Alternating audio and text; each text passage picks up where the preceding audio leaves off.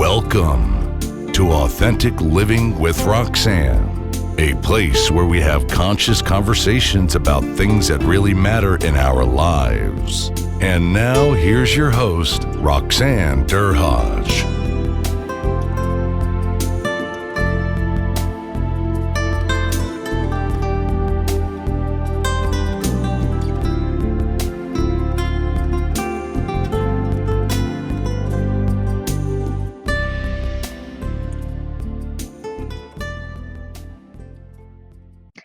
Hi, everyone. It's Roxanne Derhodge of the Authentic Connection Movement. Thanks for joining us again this week. Today, I have a special colleague, Sandeep Aujla, and she's an Organizational Psychology Practitioner. Hi, Sandeep. How are you today?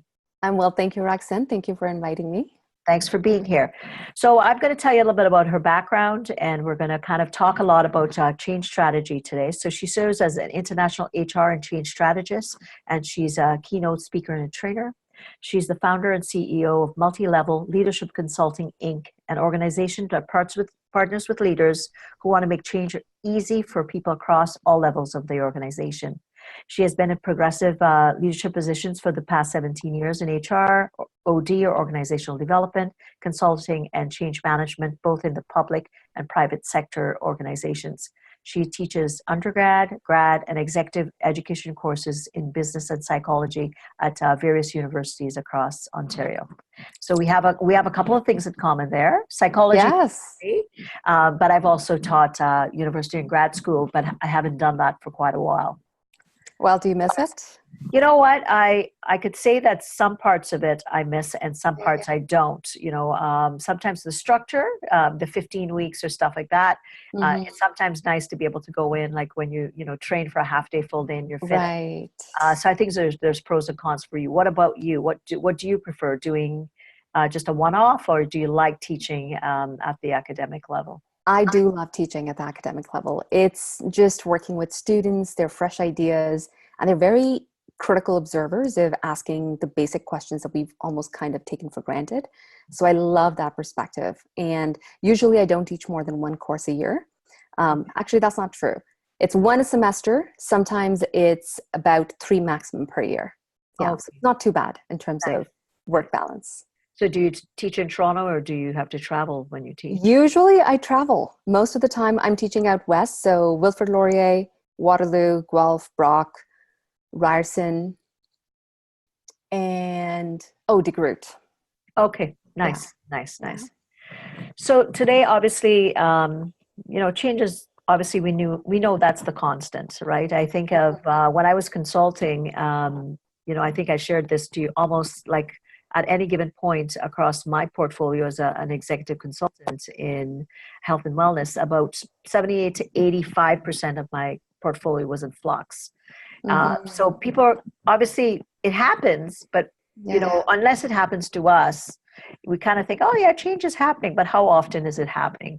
And what I realized is that really, change became the norm that was happening out there across industry. So now you being obviously a subject matter expert on change, how often are things staying constant in organizations today?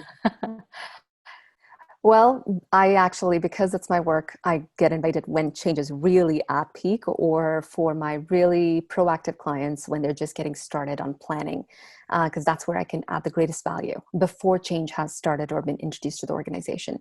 But I would say change is happening all the time. Even if things are constant, there are things you're doing to make sure that that status quo is maintained. But I don't know a single organization that is investing effort into maintaining status quo. People want to be better. Organizations want to have higher performance, more productivity, higher customer satisfaction. No matter how you parse more wellness for their employees and more authenticity in their leaders, no matter what goal you have, you got to do something to create that change.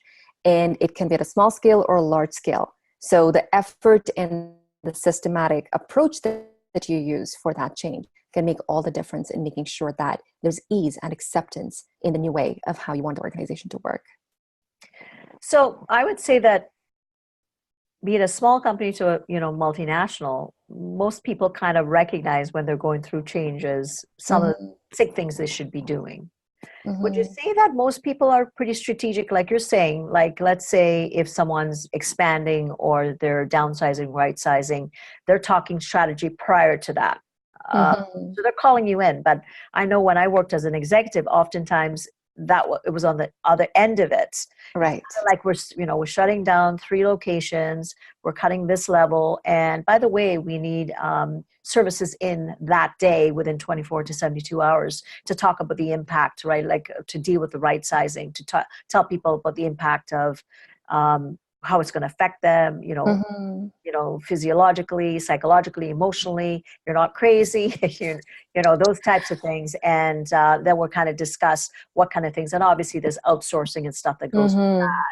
that. So that's when it kind of you're just jumping right into the eye of the storm, Yeah. right? And I think, Roxanne, that's still happening all the time. Two things that have shifted for me. I primarily work with large clients. I don't think I have any small clients. So with large organizations and significant projects that they're launching, there is a lot of raised awareness now about the proactive planning piece and all the difference it can make in getting people involved from the very beginning. So gone are the days where I'm just going to tell you what you need to do, or, hey, we're launching a new system and get on board. Change starts the moment you make that announcement. And I think I have been very blessed with the type of clients I work with who are very proactive and thoughtful in that approach. But I think it's also because their large organizations have matured in terms of learn from some hard, rough edges of trying to launch something, which is for a multinational organization, you need that level of planning and strategizing. Otherwise, you're not going to be able to see, you can wing it. It's not that easy. Having said that, once I'm working with a client, there are countless other changes I hear about that nobody has put any thought to. Because one of the questions I often ask, is this the only change? Which I know the answer is no. But it's helping clients think through, what are the other changes that I have introduced or will be introducing that either directly align with what I'm about to introduce or conflicting with what I'm going to ask the people to do. And that is where my role comes in helping them think through all the changes from an employee's experience about when a VP is calling you in, he or she may have only, let's say, 3 or 4 projects. But when you think about across 5 or 6 VPs, an employee at the front line is going to end up experiencing 15 changes. And that cumulative experience is not usually thought out. And if you can get called at the very beginning, you can be much more proactive in figuring out what that approach should be so that people can come on board and not feel overwhelmed by the whole thing. It's already a really macro aerial shot of what it's going to look like, say East and Mm-hmm. West Coast. Like you said, you could have 5 to 7 VPs with multiple Right. projects to go, and then the various levels within every kind of environment that they're in, and then how that translates to the frontward facing customer. That's a lot. Absolutely. Yeah. And one of the things, we actually have tools that you can use. So there is a simple heat mapping exercise you would do based on what the changes are, who are the employees that will be impacted, and what type of impact will they experience. Is it a different behavior that we want them to do, a new technology, a new process? And then when you map it out, the darker the red, which means more compounded, more complex, and multi-tier changes that an employee or a group of employees will be experiencing, that helps you actually make prioritization decisions about where should you invest energy and how best to. That's where the strategy comes in. Absolutely, because if you think about it, right? Like, I mean, if it's a certain level of your organization, or if it's every level, and Yes. it could be how you can communicate it. And I often say that I would see with the different organizations with change is that the one of the biggest culprits that I would see is that people wouldn't know how to deliver messages Mm-hmm. in the appropriate style and the amount that they should be sharing at the time or prior to, right? It's like you get nothing. I remember I went through a major change. I went through with the one I went through 4 changes, Wow. and some of them were very fluid, and you could tell, yes, this is positive. Yes, there's going to be different things happening. There are different expectations, and other ones it was just boom, it's done, right? And then Mm-hmm. You're massive. so right on the money about the communication piece. Mhm. I often say that it's sometimes I always say communicate, communicate, communicate. So tell me what you think about that, because I know obviously, you know, with my background and the kind of work that I do, I'm always talking to people about, really, you don't know someone's internal space. And from a business perspective, tactical has to be talked about, process has to be talked about, all the pieces that have to be placed so the business can run. But the individual is piece for the employee, or the employee could be a manager, they could be a VP, or they could be the CEO. It doesn't matter. But that space within that individual becomes really important for them to be able to share, not overshare, but to share in an appropriate way so that they could get what they need to be able to maneuver the change well. I think you are hitting the most important point. That was a lesson I learned through many trials and tribulations. I used to undervalue communications when I just started off my career. Didn't think it was that important. The narrative has completely flipped. The most important thing in successful change management is communication. And no, you cannot ever under-communicate, no matter how much you're communicating. But what you can do as an organization is be strategic about what is the best medium, frequency, and format of communication. So from a VP perspective, it's having that systematic rollout of, as a sponsor, people still need to hear from me about why are we embarking this change? What is the case? And usually it's wonderful when we're aspiring for competitive advantage or something external in that environment that requires us to change. But also looking at the internal factors. What happens if we don't change? Where does that leave us? So it's almost addressing and building a case, because we're all professionals and grown up in organizations. People want rationalization for why are you asking me to do something differently? And it's not acceptable and not respectful when the organization uses the approach of, because we said so, or I don't have time, use your common sense to figure out why we need to do this. It really has to be spelled out. And that spelling out has to be done in an empathic, compassionate, and at the same time, rational way, so that at least a critical mass can make sense and say, you know what, that makes sense. We do need to do something different. So it's the caring piece that starts. But when you go down the hierarchical chain within an organization, it's the immediate managers that are responsible for that personal space conversations. My manager knows me well enough, or I know my staff well. And it's in that space we can have sense-making conversations about, what does this change mean for our team? What does it mean for our future roles? What does it mean for the projects that we were working on? Are they going to be parked now? Or do we need to redirect resources? Or is this on top of everything we're doing? And what does that mean for my status and my contribution? These are very personal questions and communication that an organization can't have with employees directly. It can only happen through line managers. So at different levels, there's different type of communication. And it's great if a VP is super resourceful and believes in leadership by walking, the halls of their manual building. But the reality is, for multinational organizations, it's not feasible for somebody at the top, a CEO or a VP, or even sometimes directors, to really be able to connect personally with individuals. So there's a lot of academic research that is talking about frontline managers or supervisors being the linchpin of successful change management, because they're the only ones that can help employees make sense and meaning out of the change. So communication is critical. If I don't care, you can't make me do something different. Isn't that the truth? So, or you can try. Well, you can try. But you know what I hear as being something that I'd be interested in hearing more about is, so then you said the frontline kind of middle managers or people with direct reports that are involved with day-to-day functioning are the key, the pivotal kind of driver of change. So obviously the senior executive team up to the CEO set strategy. They also have to have buy-in, but they have to be able to deliver or connect from one level to another to create that vision and buy-in for the people that are going to be delivering it. Sometimes, not all the time, I'm sure you have to, some of those people that are very senior oftentimes are not so good at communicating because they're so tactically left-brain based. Yeah. Can you talk more about that and how you assist with organizations to help them when that might happen? For sure. I'll start by your comment about this differential that you've noticed. It is quite common. I also think the other part that really contributes to this gap in communication between the VP and the director, or the director and the manager, there is this expectation that is not verbalized normally. How many times do I land in organizations that say, only if our directors were highly competent, only if our managers were highly competent, we would be able to deliver. But performance management requires the number one tenet is, are you clarifying expectations? Do your directors know what they have to do when you announce the change?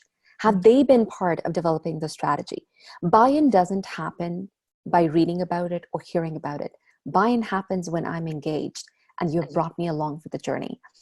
I think it is William Bridges, who was a business consultant. And the idea is that no matter what change you're talking about, it could be process or a project or technology, any external, it doesn't matter. It's the internal change that any person goes through, which is consistent as an experience. If we can help people understand what that journey means and how to actually take initiative and get through that, then we would have enabled them to work through change. So in some cases, my support is with VPs is, depending on when they brought me on board, would be to actually bring the group together to understand what have they shared with the director group? What are their opinions? Sometimes I do that through an anonymous survey so that I can take that feedback back to the senior leadership team and show what do they know that we have not considered? And how do they feel about the changes? So there's a lot of insight that gets generated because so much is taken for granted as compared to what actually is happening. So my engagement, usually the first part is around a discovery process. So that involves one-on-one meetings with the VPs, and then either survey or, depending on the number of people they have, some focus groups with their key leaders through middle management. And then I organize that data to provide insights and contrast that to what I've heard from the senior leadership team. And from that, I also look, and this is my unique piece in which I make sure I'm bringing the influencers along. And it doesn't matter if they don't have positions of power, let's say a director title or a manager title, but it could be a frontline consultant or a nurse who is extremely influential, very well liked and respected, and everybody knows. If I ask 10 people in the organization, tell me who the 5 movers and shakers are, and the same names start, boiling up, I know that these people have influence. So my job is also to get that group together so that they become advisors to figuring out what the strategy needs to be. Well, that's so important, right? Because if you have people that sometimes are so powerful in an organization, but they may not have the title, but they're well respected, they're a role model, they're a mentor, they've maybe been there, or maybe they haven't been there that long, but they really have made an impression with others. And I call them a leader, right? They may not have the formal title, but they lead people just by their actions. And what a smart thing to be able to know who those people are. Let me ask another side to that, because with corporate culture, when you're going in, I'm going to see with some of your ongoing clients, the culture. But if it's a new client, let's say the culture has not been the most positive, and then they're going through change. How do you approach that? So my first question to you would be, who has told me that the culture is not positive? And if it's the senior leader saying, you know what, it's been a rough patch, I feel we have a toxic culture, or people are not performing well, nobody cares. Depending on who has built that narrative, my first work is almost as a coach with them to explore if those assumptions are true. Okay. And what experiences have led them to those assumptions. And based on that, I may also ask their peers. Like, my work is a lot of one-on-one with the senior leadership team. So there's usually some inconsistency in the narrative. And once we can figure out what that is, and let's say we establish definitely this is a culture where there's a commonly recognized problem or set of problems, depending on what that challenge is, if it's truly broken, extremely dysfunctional, Roxanne, I would say on 2 occasions, I've asked them to park the change. There is some healing and some conversations that need to happen, not even to rebuild trust, but just to, but if it's truly dysfunctional, the healing has to happen before change can happen. So you recognize that, because that's the thing. It's almost like you're building a house and it's built on quicksand if there's been massive problems. So you will work with them to look at it for what it is and to say maybe this change is, it's not the best time for now, just to kind of give some time, whether it's like you said for healing or just connections, those types of things. And I would assume that most people that are looking at the entire landscape would say, oh yeah, it makes sense. Yeah. Yes. And at the same time, there is, oh no, that doesn't mean we can go forward. We have to do this. But because my area of expertise is also HR, I usually look at multiple sources of data to help identify where would be the best way to invest energy. So that's where you start looking at positive deviance. So if you have 10 departments, and yes, overall the culture is pretty toxic or complacent, but there's this one department that continues to outperform others, you start there, so that you can start building, the positive momentum through small wins.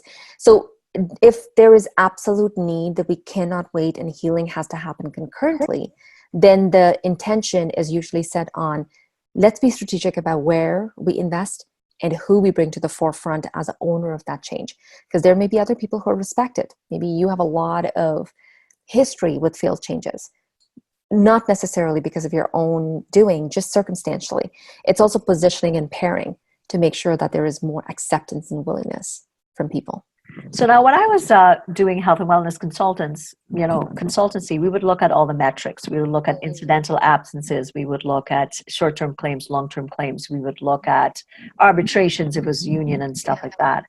And in reference to change management, what kind of metrics do you look at in reference to the impact on the employees and kind of the markers you're trying to kind of hit to effectively maneuver change? Are there certain things you look at? Absolutely. Yeah.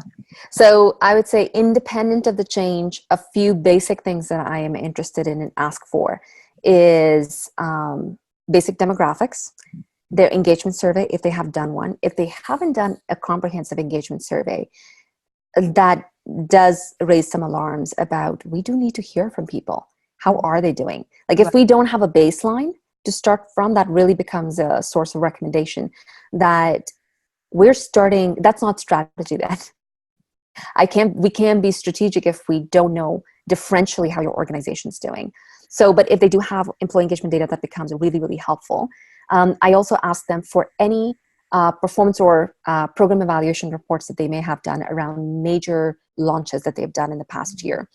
What else I may ask? It also depends on what type of change we're talking about and which group. If they do collect any other data, I do actually ask them if there's anything that you think I should be aware of that may provide me additional insights in preparing. It's not so much data, but I always look to the strategic plan, because we want to make sure that the change that they're introducing is directly going to advance their strategy. So those are some sources that consistently get used. So tell me about a strategy that you've seen that's not gone so well, and ones that you think these are some of the key things that made them successful. A strategy that I created that did not go well. I'm trying to think. Great. I would say before we even jump into this, one of the first things that we work together as the senior leadership team, including the project managers working on the change, is something called a case for change. And the most important question I would encourage project managers, and one that coaches and consultants ask senior leaders, is, how will you define change? Success. And for some people, it means that, going back to technology, it's an easier one. Technology got implemented. Is that good enough? Or is it that people are consistently now using new technology? Or that your outcome metric, which is that the errors have gone down, or people have more time, going back to healthcare, because I do a lot of work in healthcare, that now doctors and allied health professionals are now able to spend more time on bedside. So it really depends on how they define. I don't force it on them. I do educate what success can look like. And sometimes it's good enough that it got implemented, depending on the circumstances and what the change is all about. An example that is coming to my mind right now is a project I did in South Africa. And it was a merger between they called it a merger, but it was really an acquisition by the larger organization of this private company, up and comer. And I was involved at the very beginning, so that was fantastic. But when we did the planning and developed the strategy, one of the contingencies, because they were so geographically spread, was to make sure that there are implementation managers to roll out, somebody who was going to make sure that the activities that we have recommended actually get done. And it wasn't physically possible for me. I don't always do implementation. I support it. Sometimes as a coaching call once a month, but they didn't opt for any of that. They decided they will take this forward. I later, when I met with the client who had hired me, he informed me how things had gone south because it just was too geographically spread to manage, and they didn't want to put resources. When you don't dedicate resource to a change, people see that it's not important enough. Mm. And they see that as a symbol that this may be just a fad or a seasonal thing. It will pass. It did not serve the client well at all. And what could be have done differently in that situation? I think it was my first organization where it was so geographically spread. I did caution it, but I think I could have done more. Perhaps if I had other examples in my life where I had experienced negatively how important implementation support is when you have a multinational. Mm-hmm. It makes such a big difference. I think I would be much more vigilant and persuasive in making sure there's implementation support. Yeah, and I mean that consistent message and supports, and if they're 5 hours away in between, and I mean you don't have the support hands on deck at the one location versus another, Mm-hmm. and if they're not consistently having that same messaging or support, it's tough, right? It is really tough. So like to your point, you have to sometimes think if it's east to west coast, some places are very remote, right? And versus places like us with the GTA, it's no big deal, right? You have West End, East End, all those things. If you have, say, a hospital that has locations, which I managed before, there'd be a couple, no big deal, pretty easy to get together.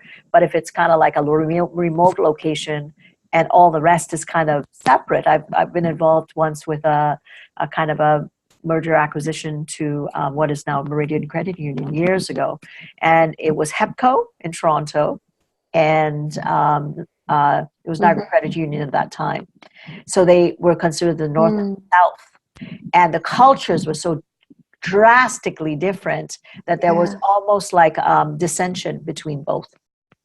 Right. So we were involved in strategies of trying to kind of, discuss the change, talk about it. But there was still this illusion because these were the Torontonians and these were the people from Niagara that somehow they were better because they were closer to the business sector, those types of things. But you could kind of see how, like you said, like I often say it's like when you're telling a story, right? And you're now shifting the story of the narrative. Mm-hmm. You have to tell a beginning, a middle, and an end. Absolutely. Right? And if you don't do it well, then you kind of have bits and bites, and then people start to react viscerally to, changes because they don't know how it's going to impact them. So let's talk a little bit about some of the internal on this soft end, or the psychological or the people end with stress and change. And what kind of things do you generally are implemented for successful change around the stressors other than communication? The person I was talking about before, William Bridges, his model is so basic. Like every change consultant knows it. Most people who've gone through change know it. But I really do feel that this is the foundation of the change journey. And every time, even when it's desired change, personal change, getting married, something you're so excited, marrying the love of your life, but now you have to share space. You have to figure out schedules together. Can you travel, both at the same time? Like any happy change also brings so much checking you out of autopilot. And that requires patience and compassion for yourself and the other. And now if you think about the complete opposite, where change was not planned, you were not expecting that your organization is going to be bought by another organization, or that you're going to end up having a new boss that you were not expecting. Those are things that hit you even harder because you're not anticipating them. And there is a bit of a trust breach sometimes where you have a contract, a psychological contract with the organization, and you feel I thought I was always going to be working for you in this format, doing this job. But that mindset doesn't serve us well. And I think the best thing we can do, doesn't matter which industry we work in, is to truly sit with the idea that change is constant, which means as much as I don't want change, things may be going super great, the fact that there is nothing permanent. So am I open? It's not to live in fear. I coach clients and they're like, so I should keep expecting for the next, shoe to drop. Like, no, that's not the idea. The idea is that if and when unplanned change comes your way, it's to remember that it's normal. I will get through it. Every individual, I would say, if you were above 20, you have gone through enough life experiences and changes that you weren't expecting, didn't want, and you did okay. Mm-hmm. You made through that, you're going to make through the future. So, and from an organizational perspective, it's wonderful how many organizations invest in leadership training for building change capability. Usually for leaders, I would invite, do it more. Mm-hmm. Extend that training to people. Help them understand what does it mean to work through change and the process of letting go of how things are right now. What does it mean to be truly conscious and still not burdened by a new way of learning how to do things differently?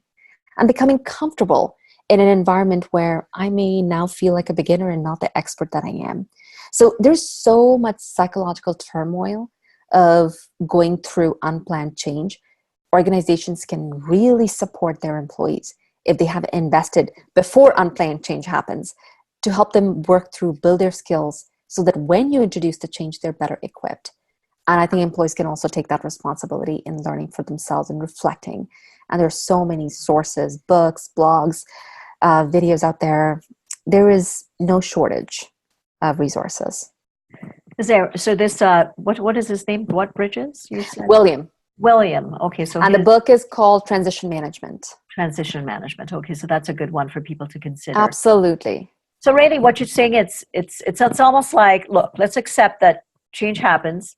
What does it mean for me? Like, how do I respond? What's my personality type? Mm-hmm. How do I respond? Either the change is happening to me, or if I'm making the change, I probably feel more comfortable because I kind of put my ducks in a row. But if it's coming at me, it's almost like, I often say it's like being sideswiped on the 401, right?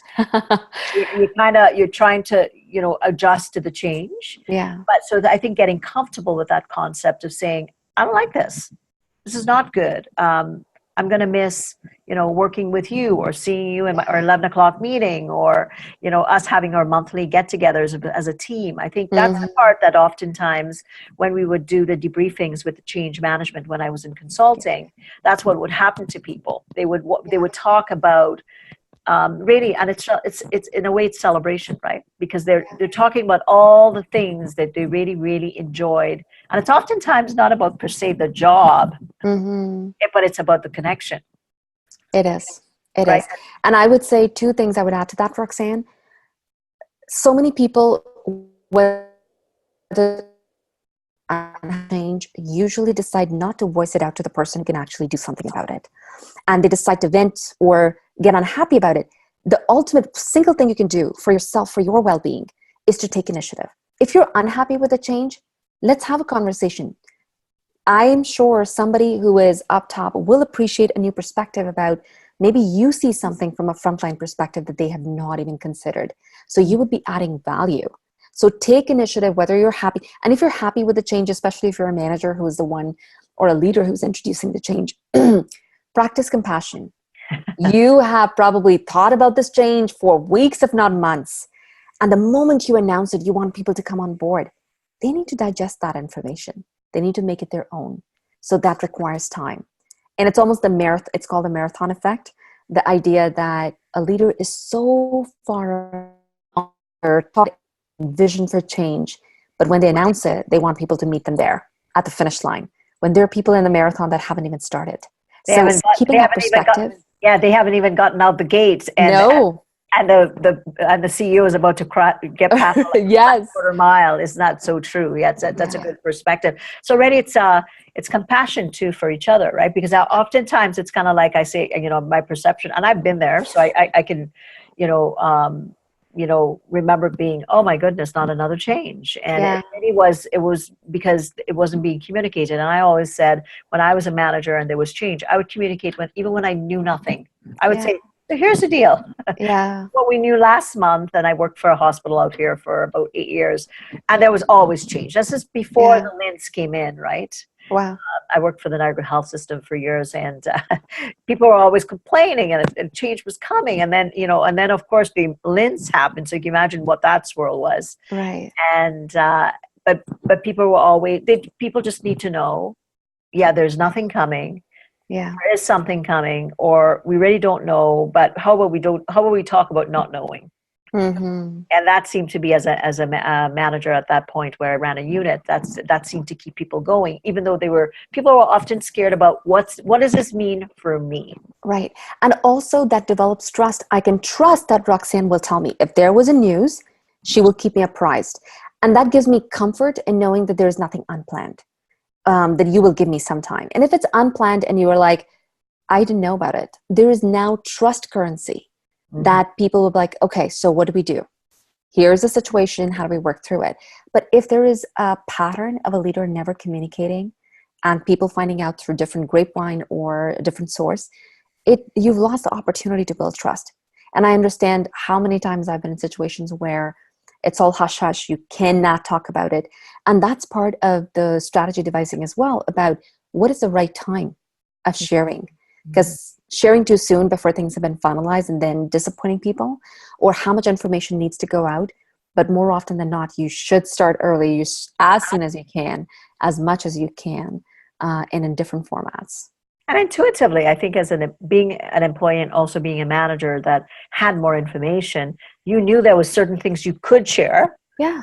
And if I shared too much, it would be destructive. So it's right. I think we're going back again to communication and trust, right? Yeah. So I would say, and I don't know if you would concur with this, that the capacity or the skill sets of managers become very, very vital. Yes. Obviously prior to change, but even more so as you go through change, right? Yes. Because if they're stressed and they're not effectively dealing with what's happening because they're worried about what's going to happen to them, and they're not able to kind of collate within themselves what they need to do to be able to kind of feel okay with the change, and then they have to report to others, that makes it a little bit difficult also. Absolutely. And which manager is not stressed? I mean, healthcare is notorious for the span of control that the managers have. How do you have a personal relationship with 100 nurses? That's not humanly possible. So the stress is as much a given as change for these managers. What organizations can do above and beyond is really invest in supporting these managers. It is building relationships between the directors and managers. It's providing coaching. It's providing and knowing what their story and their goals are. Like as a director, if you have 10 or 15 managers, hopefully not more than that, reporting to you, do you understand what their individual goals are? Do they need external coaches? Do they need specific skills or resources? That transparency, the expectations we have of managers are the same expectations we need to have of senior leaders and how they treat their direct reports. I think so. And I think it is really a tiered effect, right? It's like, it's like, okay, does the CEO have his vision and kind of clearly in place? Is he connected to his senior team? Mm-hmm. How is he able to kind of relate to them? And I've heard, of so many times where people are afraid to share truly what's going on with the CEO, except that, so the CEO is relying on the senior team to really tell him what it is, but they're thinking, well, maybe I'll be perceived as, not being able to handle it, or those types of things. And then things don't get up to the CEO and it gets trickled down in a way that's maybe incongruent, right? From their level to the middle managers to the front line, So hopefully the senior most leader, the CEO, is actually using multiple sources of input, not just the senior leadership team.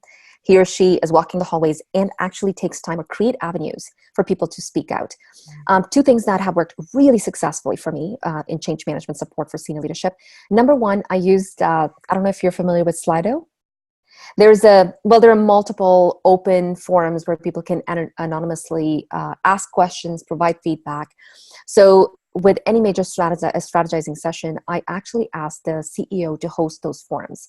So it's like a town hall, but people can ask questions online, and then others in the audience can upvote or downvote. So you're using that time to have a very real conversation. Anonymity also gives people courage. Sometimes you have to draw the boundaries of what respectful courage looks like. But more often than not, both CEO and employees have awe about how real and authentic the conversation was. Mhm. And that is what builds trust and change. And that goes such a long way. The second thing I would say from a change management perspective is the dashboards we create to actually evaluate however they've defined success, so that you're not just waiting till the end. You're getting trickling reports up to see, is the plan going according to how we had structured it? So I believe a CEO should be using multiple sources of input to make sure that he or she is informed about what's happening. Same goes for the rest of the senior leadership team. Yeah, multiple levels of information, and you never know where you get the most valid information sometimes. Right. I often used to say when I would, go into my company's quarterly, I could tell the pulse. Let's say I was getting a new account by sitting in the reception area by the receptionist.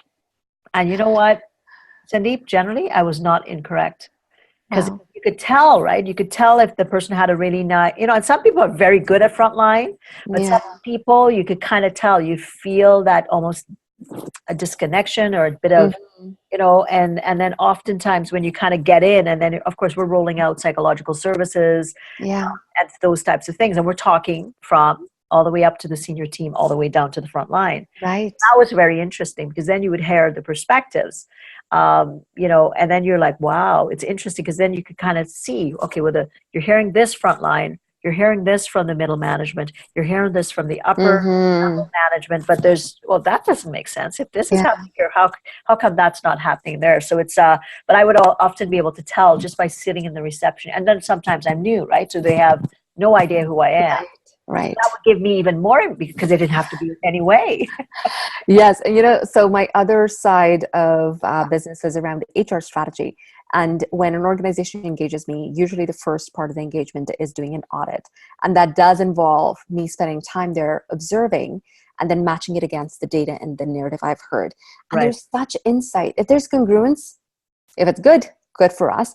If there's congruence, but it's negative, it really gives you the questions you should be asking to critically appraise the situation. So it's amazing how much you can gather and learn by just being present. Yes. Which is one of the harder pieces with international work because so much of it is virtual and there's a lot of posturing and we want to use our time well.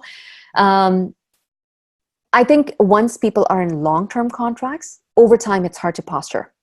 For too long. You can't keep pretending. The authentic self does come out.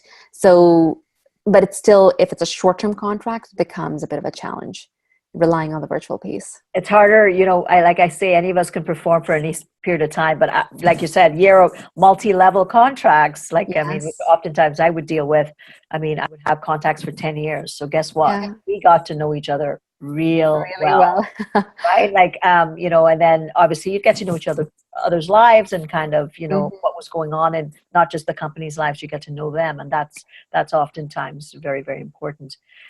So this has been lovely. And, I enjoyed it. yes. So, obviously you speak, you train, you do HR consulting. I know you do keynoting. Your business, I think you said, was around 50-50. So for anybody that's wanting to reach out to you that are interested in either you speaking or doing a strategy for something, I'm sure people that are listening are thinking, oh, this young lady can help me do with certain things. Where could they reach you and connect with you to either get an initial call or maybe a strategy meeting with you? Just email me or LinkedIn. Just send me a message there. I would be absolutely delighted to make that connection and would love to actually meet your audience. personally. Awesome. So what we'll do is we'll put the link for your website along with LinkedIn, and if anybody's wanting to connect with you, they can do that.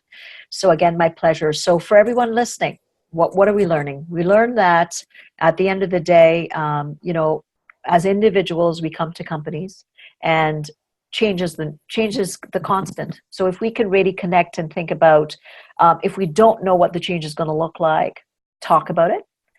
There's no right or wrong way to do change. If you're a senior leader, once you figure it out, it's your responsibility to really kind of put the specific things in place, like Sandeep is saying, to create that positive, healthy change. And no reaction is a wrong reaction, other than we're all very, very different. And to appreciate those differences. At the end of the day, we all just want to go to work and have productive lives, and we spend so much time at work. Why not, in creating change, try to do that the best way possible? So again, Sandeep, thanks so much. And for everyone, I look forward to chatting with you again next week. Okay, Roxanne, take care. thank you for having me. Thanks, Sandeep. Bye. Bye. Thanks for tuning in to Authentic Living with Roxanne, creating the space for positive, healthy change. Roxanne is a keynote speaker, psychotherapist, and coach. To work with Roxanne, visit roxannederhaj.com/blueprint. We'll see you next time on Authentic Living with Roxanne.